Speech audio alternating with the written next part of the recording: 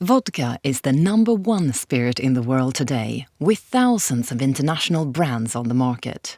Some 520 million cases of vodka are enjoyed globally every year. That's nearly 200 bottles of vodka consumed every second. Vodka now accounts for nearly a quarter of all spirits sold in the world. So where did the story of vodka begin? It's widely accepted that the name vodka derives from the Slavic word for water, whether it's voda in Russian or woda in Polish. Vodka is an affectionate diminutive version of the word, which literally means little water. It's unclear which country first widely used the term, but the earliest recorded use of the word is in a Polish document dated 1405. The tradition of making vodka developed in Russia and Poland during the 14th century. It soon extended across the rest of Eastern Europe and Scandinavia. This migration of knowledge created a band of countries known as the Vodka Belt. It was among this collection of nations, including Russia, Ukraine, Belarus, the Baltic states of Estonia, Latvia and Lithuania, and Sweden, Finland and Norway, that the tradition and technology of vodka production developed over the centuries.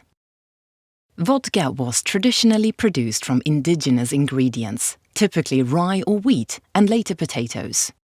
Today, vodka is made all over the world using any number of a wide variety of ingredients, ranging from grapes to sugar beet molasses. In 2008, the European Union placed stricter controls on how vodka must be made and labelled, recognising the traditional methods of the Vodka Belt countries. Vodka must be made from ethyl alcohol of agricultural origin, which has been distilled to a minimum of 96% ABV. It cannot be diluted with water to an ABV below 37.5%. Any spirit made purely from cereal grains or potatoes can be simply labelled as vodka. Spirit made from any other source must state the source clearly on the label. So the first stage in vodka production is the growing of the all-important ingredients. For a small number of brands, understanding the impact of the various elements that affect the growing process, otherwise known as terroir, is a crucial factor. Terroir is a French word commonly used when describing the provenance of wine and cuisine. It can be loosely translated as a sense of place, since this incorporates all of the factors that influence the final product. These include geography, microclimate, topography, soil type, and finally the hand of the maker. An understanding of terroir gives these particular brands an additional level of knowledge. And knowing more about how the spirit is made gives the producer greater control over the quality and the character of the vodka that's produced. Ingredients like grains and potatoes contain high levels of starch, so the next stage in the production process is to break down these complex starch molecules into simpler sugars. This is done by first milling or crushing the ingredients to break them up, and then adding water, special enzymes, and heat. This process is known as mashing.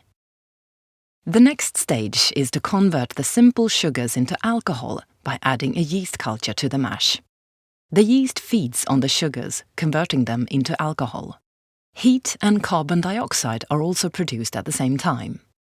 The type of yeast that's used is critical, as it's during this process that many of the flavors found in the finished product develop. Not all vodka producers undertake this process themselves, but it's no surprise that those who do closely guard the secret of which specific variety of yeast they use. The process normally takes 24 to 48 hours. It naturally tails off as the alcohol content rises, producing an environment in which the yeast can no longer survive. Typically, the result is a wash with an alcoholic strength of around 10% ABV. This process is known as fermentation. The fermented wash is then refined. Traditionally, this would have been done in pot stills, but virtually all vodkas are now produced in continuous column stills. This initial refining process will produce a raw spirit of between 60 and 80% ABV. The main byproducts include water and leftover mash, known as stillage. This process is known as distillation. The raw spirit then passes through a series of additional columns designed to remove specific compounds, increasing its purity.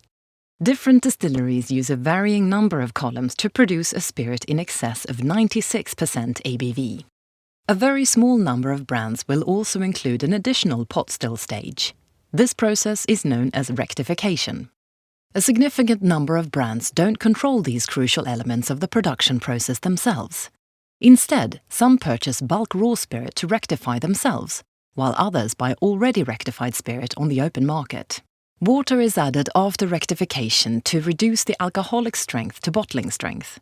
To meet EU regulations, the bottling strength of vodka must be a minimum of 37.5%, but for premium brands, it's typically 40%. The water added can therefore account for 60% of the finished product. So how it tastes can have a significant influence on the final flavor of the vodka. Many water sources including lakes, wells and icebergs can be used in the production process. But what is key is that the water is first demineralized to give it a cleaner taste. This is typically achieved using reverse osmosis, charcoal filtering or even distillation. Many distillers believe that the less the water is processed, the better. That way, the mouthfeel of the final vodka will be superior. Water from ancient natural sources that haven't been touched by modern farming and industry is highly priced, since it needs only minimal treatment. This process is known as demineralization.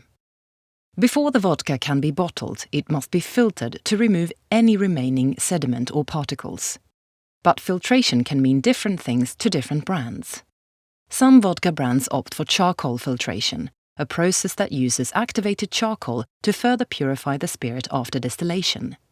But the activated charcoal also removes a wide range of aroma compounds from the spirit. The result is a more neutral style of vodka. The length of the filtration process, how many times the filter has been used before, and the number of filtrations that the spirit undergoes all impact on how much is removed from the vodka. Many brands prefer to retain more of the original flavors of the spirit and instead use only simple barrier filters. Using cellulose or a natural fabric mesh ensures that the final product is completely clear and free of particles, yet still full of character.